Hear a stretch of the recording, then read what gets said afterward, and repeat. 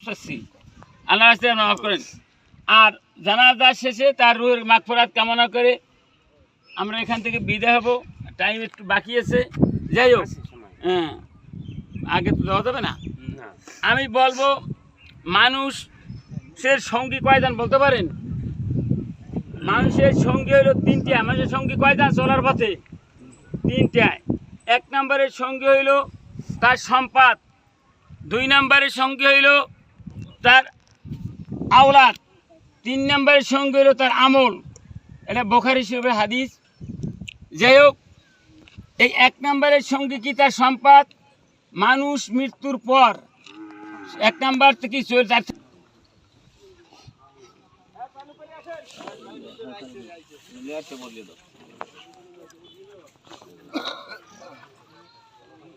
আরবি নিয়াত যারা জানেন তারা করবেন। আর আরবি নিয়ত করা ফরজ, ওয়াজিব, সুন্নত কোনোটাই না। তো